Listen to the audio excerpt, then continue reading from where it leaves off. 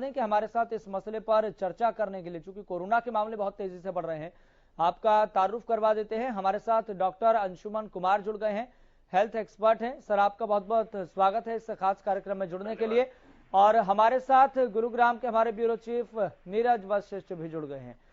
नीरज, सबसे पहले आपकी तरफ रुख करना चाहेंगे, ग्राउंड जीरो से रिपोर्ट क्या मिल पा रही है कोरोना को लेकर, क्योंकि शुरुआती दौर से लेकर अब तक ये देखा गया है गुरुग्राम, जहां पर रोजगार का सबसे बड़ा हब इसे कहा जाता है, लाखों लोगों की एक दिन में आवाजाही होती है, लेकिन कोरोना के मामले बहुत तेजी के साथ बढ़ रहे हैं। जिला प्रशासन की तैयारी क्या है?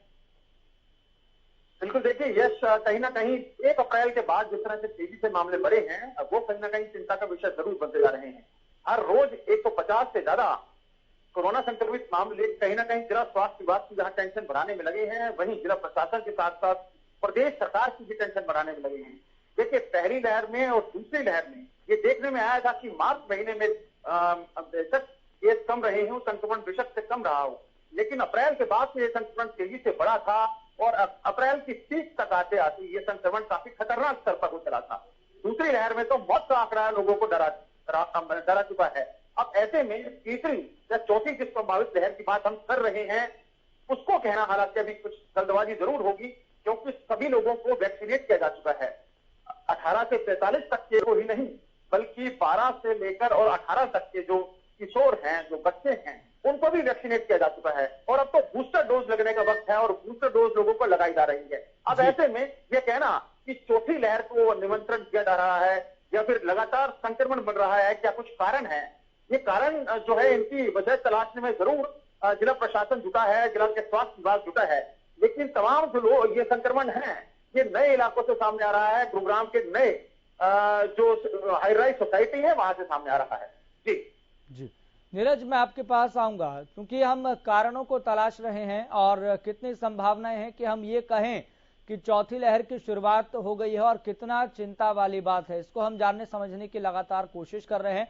डॉक्टर अंशुमन कुमार हमारे साथ जुड़े हुए हैं, हेल्थ एक्सपर्ट हैं। डॉक्टर अंशुमन कुमार, आप अपने लेवल पर क्या ऑब्जर्व कर पा रहे हैं? सबसे पहले मैं आपकी प्रतिक्रिया जानना चाहूंगा।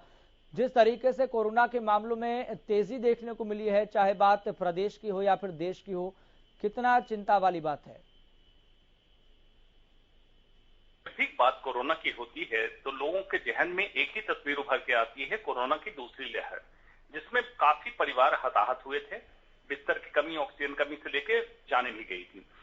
उस पैनिक को याद ना करें, वैसा नहीं होने वाला है, सबसे पहले ध्यान में रखें। जो कोरोना केसेज बढ़े हैं, ऑब्वियस सी बात है, दिल्ली, एनसीआर और महाराष्ट्र, खासकर मुंबई, ये 2 सिटी ऐसा है जिसमें सबसे पहले केसेज बढ़ेंगे, क्योंकि आवागमन सबसे ज्यादा है। जो स्टैटिक माइग्रेशन होता है, जो एक जगह रुका रहता है, उसके अलावा दिल्ली एनसीआर में ट्रांस माइग्रेशन बहुत है, जैसे गुड़गांव, फरीदाबाद, दिल्ली से लोग काम करने आ रहे हैं, जा रहे हैं, नोएडा, गाजियाबाद, इस तरह से ट्रेवल होगा। तो इस केसेज में जो अभी केसेज देखे जा रहे हैं, ओमिक्रॉन का ही लीनियज है XE, और इसमें BA.1 BA.2 लीनियज का हाइब्रिडाइजेशन है, मतलब दोनों का मिक्सचर हो गया है। ओमिक्रॉन BA.2 ऑलरेडी उसकी संक्रमण क्षमता ज्यादा थी, उससे भी ज्यादा XE की संक्रमण क्षमता हो गई है। लेकिन सबसे अच्छी बात यहाँ पे यह है कि हमें समझना पड़ेगा, संक्रमण और बीमारी में अंतर है। वैक्सीनेटेड पॉपुलेशन को संक्रमण हो सकता है, मतलब उसका RT-PCR टेस्ट अगर लेते हैं गले से तो RT-PCR पॉजिटिव आएगा, लेकिन क्या बीमार हुआ किसी? पहली बात ये देखने की है। दूसरी बात, यही समय है जब water borne diseases, malaria, vector borne disease जैसे malaria, water borne disease, typhoid या आंख की कोई भी समस्या, उसके कारण होने वाले बुखार के मरीज हॉस्पिटल में ज्यादा आते हैं। और क्योंकि अब कोरोना आ चुका है 2020 से, तो एक प्रोटोकॉल के तहत हर मरीज का जो बुखार से आएगा या सांस की तकलीफ से आएगा, उसका सैंपल लिया जाएगा। सैंपल लेने में हो सकता है 70-80% लोग जो एसिम्प्टोमेटिक है वो भी पॉजिटिव डिक्लेयर हो रहे हैं। और दूसरी बात है, नोटिफाइबल डिजीज है, तो ICMR की रिपोर्टिंग जाती है, तो तुरंत केसेज अब देखते हैं कि इस स्थिति में इतने केसेज बढ़ गए। तो हमें बहुत इसको समझदारी के साथ डिकोड करके समझना होगा कि क्या ये रिस्की है, हॉस्पिटलाइजेशन की जरूरत हो रही है, नहीं हो रही है, बेड भरे हैं, नहीं भरे हैं, ऑक्सीजन की जरूरत है, नहीं है, सांस में तकलीफ हो रही है, नहीं हो रही है। तो एसिम्प्टोमेटिक केसेज भी ओवर डिटेक्शन है, और संक्रमण, हल्के फुल्के संक्रमण से लोग निकल जा रहे हैं क्योंकि ऑलरेडी वैक्सीनेटेड है, इसलिए पैनिक ना करें। बिल्कुल एक्सपर्ट की मदद से ही आगे कोई भी कदम उठाए, पैनिक करके कदम ना उठाए। जी, लेकिन डॉक्टर अंशुमन कुमार, अगर देखें चूंकि 200 से ज्यादा लोगों की जान भी गई है, अपनी लेवल पर आप क्या ऑब्जर्व कर पा रहे हैं? क्या बुजुर्गों की ज्यादा जान जा रही है या फिर युवाओं की ज्यादा जान जा रही है? और कोरोना घातक क्यों हो रहा है? अगर इतना ही था तो कोरोना जान ना लेता, इसके पीछे आप क्या वजह देख पा रहे हैं? देखिए, कोरोना की दूसरी लहर में जो जाने गई वो ऐसे व्यक्ति की गई जो बिल्कुल स्वस्थ थे और उनकी लंग इंजरी से जान गई, मतलब डायरेक्टली कोरोना से जान गई। अभी जो जाने जा रही, चाहे ओमिक्रॉन थर्ड वेव हुआ, चाहे अभी जो केसेस दिख रहे हैं, या तो ओल्ड एज है, वल्नरेबल पॉपुलेशन है, या उसके साथ कोई कोमॉर्बिड कंडीशंस है, मतलब कोई और बीमारी से जूझ रहा है इंसान और उसको ऑलरेडी हाशिए पे खड़ा था बीमारी के कारण और उसको कोरोना का संक्रमण भी हो गया और उसका सैचुरेशन डिप कर जाए, कुछ भी हो जाए, इसी कारण जान जा रही है। इसलिए ऐसे व्यक्ति को अभी भी हम लोग एहतियातन कह रहे हैं कि बहुत अर्ली स्टेज में पैनिक बटन दबा के इनको एक्सपर्ट की मदद जरूर दिलवाएं। बाकी जो व्यक्ति हैं जो होम आइसोलेशन में जा रहे हैं उनके लिए फिक्स पैरामीटर्स हैं कि आप अपना SpO2 चेक करें, फीवर चेक करें और अगर कोई तकलीफ लगती है तो तुरंत एक्सपर्ट को जाएं। वही प्रोटोकॉल अभी भी चलेगा। जी डॉक्टर अंशुमन, मैं आपके पास आऊंगा क्योंकि बहुत सारे सवाल हैं जो दर्शक हैं वो देख रहे हैं और उनके जहन में भी कई सवाल आ रहे हैं ऐसी परिस्थितियों में जब कोरोना के मामले फिर से तेजी से बढ़ने लगे हैं। मैं आपके पास आऊंगा। हमारे साथ नीरज वशिष्ठ लगातार जुड़े हुए हैं, गुरुग्राम की ब्यूरो चीफ हैं। नीरज, अगर बात करें, चूंकि गुरुग्राम में सबसे ज्यादा मामले सामने आ रहे हैं बाकी जिलों की अपेक्षाकृत, लेकिन बात करें टेस्टिंग को लेकर तो टेस्टिंग पर कितना फोकस है जिला प्रशासन का? कितनी टेस्टिंग पर कितनी पॉजिटिविटी रेट आ रहा है, ये कोई आंकड़ा जिला प्रशासन ने अगर साझा किया हो तो? जी बिल्कुल, देखिए टेस्टिंग जो है वो संक्रमण के बाद डिसाइड की जाती है। मतलब जिस इलाके से ज्यादा संक्रमण बाहर आ रहा है वहां से ज्यादा टेस्टिंग की जाती है और ऐसे में हाई राइज बिल्डिंग से ज्यादा संक्रमण बाहर आ रहा है तो उसके आसपास के इलाकों में ज्यादा टेस्टिंग की जाती है। मौजूदा वक्त की बात की जाए तो 1500 से 2000 के बीच में टेस्टिंग की जा रही है, 2500 तक टेस्टिंग की जा रही है। लेकिन जैसे जैसे संक्रमण बढ़ रहा है वैसे वैसे टेस्टिंग की व्यवस्था को भी दुरुस्त किया जाता है और ये कहीं ना कहीं जो बढ़ने वाला संक्रमण है इसको लेकर टास्क फोर्स जिला प्रशासन की भी मीटिंग हो चुकी है और उसके अंदर ये डिसाइड किया जा चुका है कि तमाम जो टेस्टिंग से जुड़े लोग थे उन्हें वापिस बुलाया जाएगा और जितने भी संक्रमित एरिया हैं जहां से संक्रमण बाहर आ रहा है वहां पे टेस्टिंग की संख्या को बढ़ाया जाएगा। जी डॉक्टर अंशुमन, टेस्टिंग को लेकर फिलहाल आप क्या ऑब्जर्व कर पा रहे हैं पूरे देश में? क्या टेस्टिंग को लेकर पहले जैसी स्थिति है या फिर बीच में सरकारों ने भी, राज्य सरकारों ने भी ढील छोड़ दी थी जिस वजह से हम ये मानने लगे थे कि कोरोना के केसेस तो अब कम हो रहे हैं बढ़ते दिनों के साथ, अब एक बार फिर से आ रहे हैं, तो क्या ये मानकर चलें कि सरकारों ने भी टेस्टिंग को बढ़ा दिया है या फिर हमने बीच में ढिलाई बरत दी थी इस वजह से कोरोना के केसेस हम कम देख पा रहे थे? जी, बीच में देखिए प्रोटोकॉल बना था कि किन किन को RT-PCR टेस्ट करना है, किन को नहीं करना है। और तीसरी लहर में आपने देखा भी होगा कि घर में एक व्यक्ति अगर RT-PCR पॉजिटिव होता था, बाकी के 4-5 व्यक्ति अगर संक्रमित होते भी थे, मतलब उनको लक्षण हो रहे होते तो मान लेते थे सभी संक्रमित है और टेस्टिंग नहीं हुई। दूसरा, ओवर द काउंटर किट लेके टेस्टिंग ज्यादा हुई जिसकी रिपोर्टिंग नहीं हुई, ये थर्ड वेव में देखा गया। तो उस समय प्रोटोकॉल चेंज हुआ था कि टेस्टिंग कम हुई थी। अब जो पहले कोरोना जब चालू हुआ था वैसी समस्या नहीं है कि टेस्टिंग किट की कमी है या सरकार कोई इस पे पाबंदी लगा सकती है, क्योंकि टेस्टिंग किट अवेलेबल है और जितने ज्यादा टेस्टिंग करेंगे उतना ज्यादा हमें सही अनुमान लगेगा और प्रोटोकॉल या स्ट्रेटजी डिसाइड करने में, नीति निर्धारण करने में हमें आसानी होगी।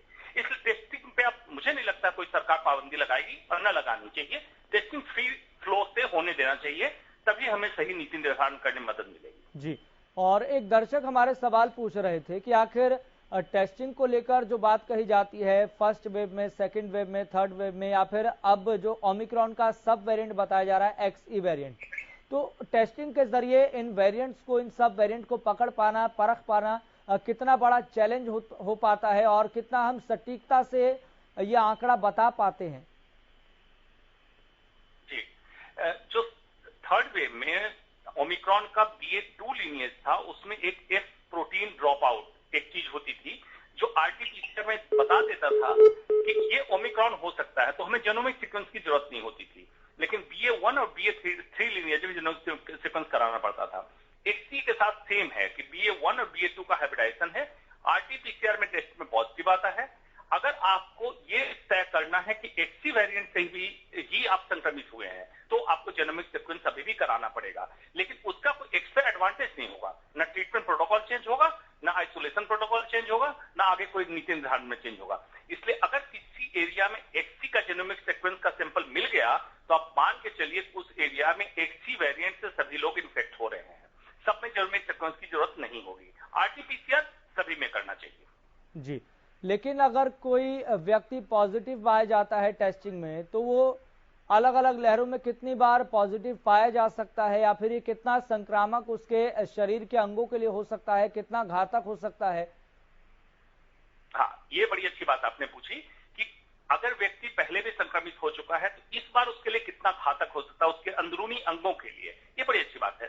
देखिए, संक्रमण पहली, दूसरी, तीसरी, चौथी वेव या आगे आने वाले वेव में भी हो सकता है। उसका कारण क्या है? संक्रमण का टेस्ट का आधार जो है, थ्रोट स्वैब लेते हैं, थ्रोट के अंदर से सैंपल लेते हैं, जिसमें आरटीपीसीआर टेस्ट करते हैं। ये हो सकता है क्योंकि वैक्सीन लगने के बाद IgA एंटीबॉडी नहीं बनता है जो थ्रोट में प्रोटेक्शन दे, इसलिए वायरस वहां पे जमा हो सकता है, आप टेस्ट में उसको डिटेक्ट कर सकते हैं। लेकिन अंदर IgG और IgM एंटीबॉडी जो शरीर में बनता है, जो आपके अंगों को डैमेज नहीं होने देगा।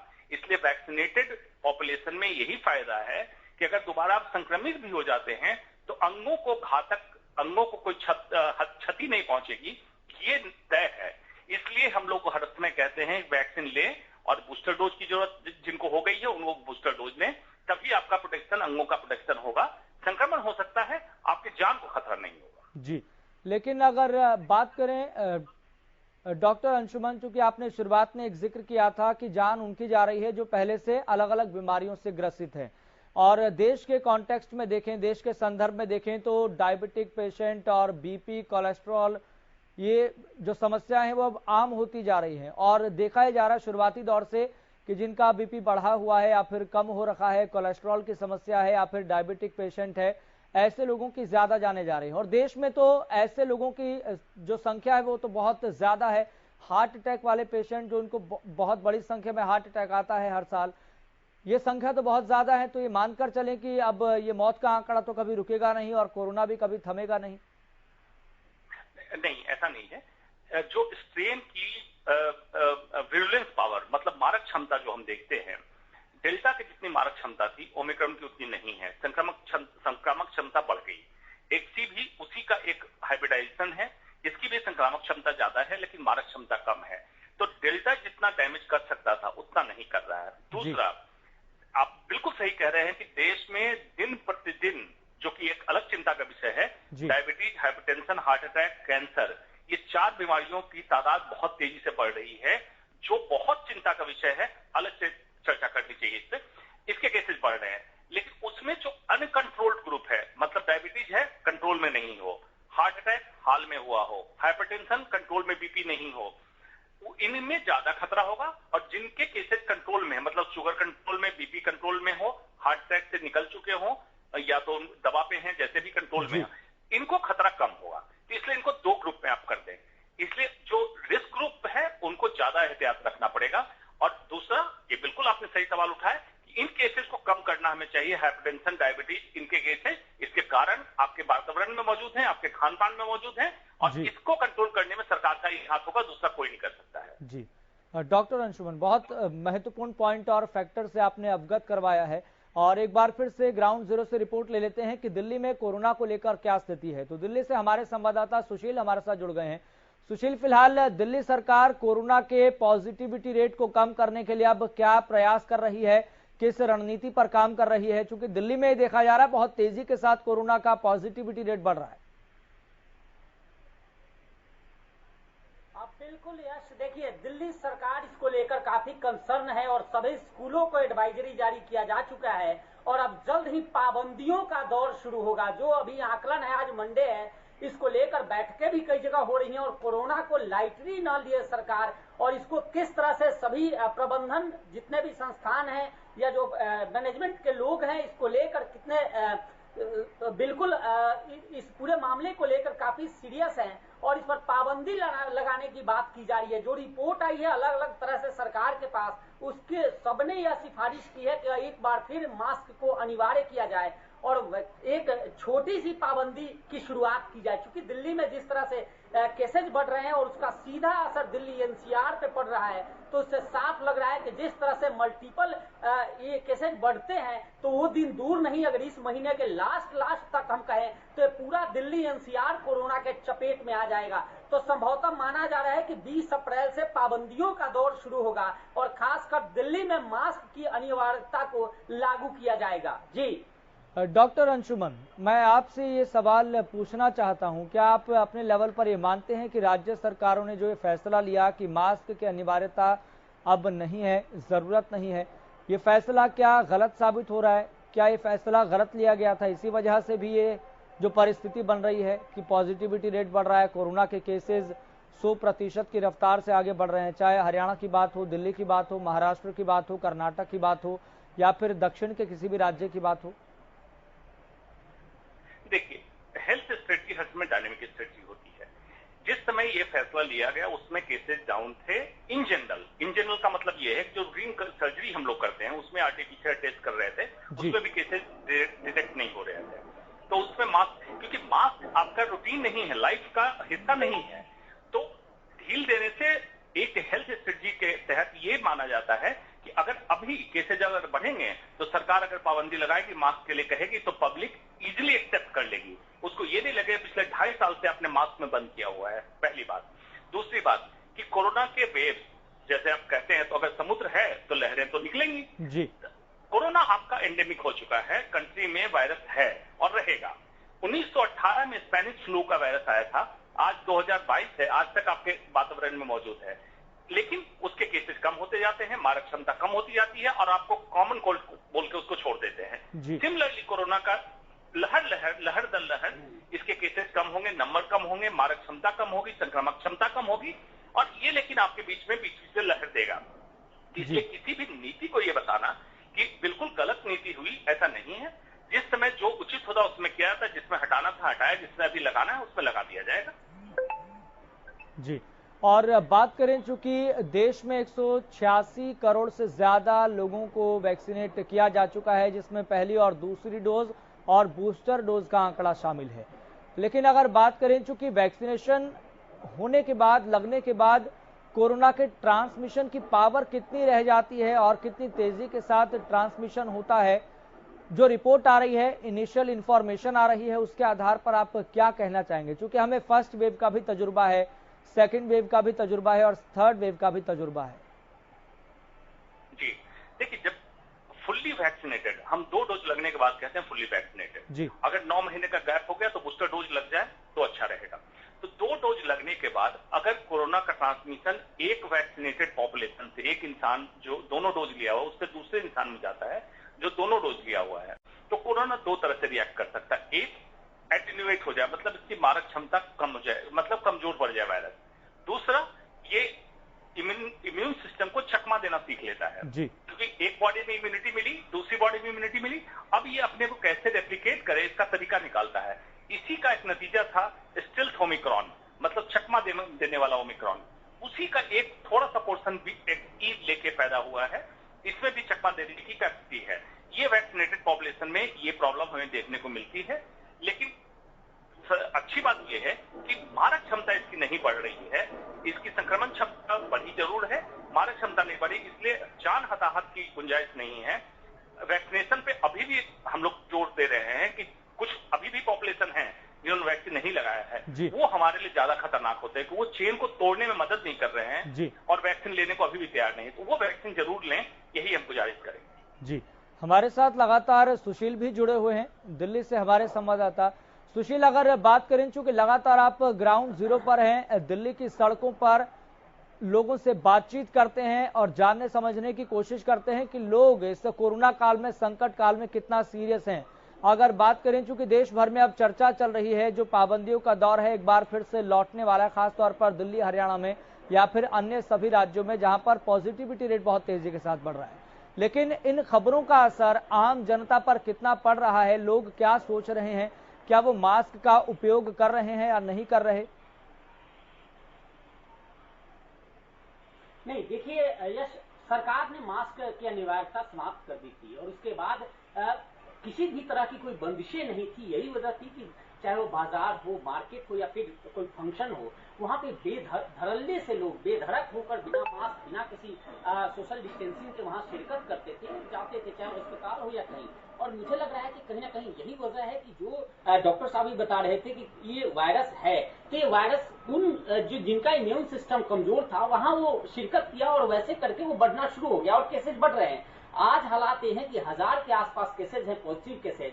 और जो दिल्ली सरकार है वो पूरे, अगर दिल्ली का आकलन किया तो करीब 65,000 के आसपास बेड तैयार कर दिए है। दिल्ली सरकार का आंकड़ा है और सरकार अपने तरफ से कह रही है कि ओमिक्रॉन से लड़ने के लिए, कोरोना से लड़ने के लिए हम लोग तैयार हैं, सरकार तैयार है, स्वास्थ्य विभाग तैयार है और 65,000 बेड की व्यवस्था कर दी गई है। तो इससे साफ लग रहा है कि सरकार और स्वास्थ्य विभाग कहीं ना कहीं भयभीत जरूर है और सबको आशंका है कि जिस तरह से ये केसेज बढ़ रहे हैं उस तरह से साफ लग रहा है कि जून आते आते बिल्कुल भयावह स्थिति हो जाएगी अगर इस पर अंकुश नहीं लगाया गया। और इसी के को लेकर बैठकें भी हो रही हैं, अलग अलग लोगों से, कंसर्न लोगों से रिपोर्टें भी मंगाई जा रही हैं और सबने रिपोर्ट में यही कहा है कि अब एक बार फिर जरूरत है कि बंदिशें लगाई जाए, पाबंदियां लगाई जाए ताकि कोरोना पर अंकुश लगाया जा सके। ठीक है सुशील, बहुत बहुत शुक्रिया जानकारी साझा करने के लिए। डॉक्टर अंशुमन कुमार जी, आपका भी बहुत बहुत शुक्रिया अपना कीमती समय देने के लिए, बातचीत करने के लिए। तो कोरोना फिर से लौट आया है, ऐसे में सबसे बड़ा मूल मंत्र और हथियार के तौर पर एक ही चीज हमेशा काम आती है, आप सामाजिक दूरी का पालन करें, मास्क का उपयोग करें। आप लगातार देखते रहें हरियाणा न्यूज।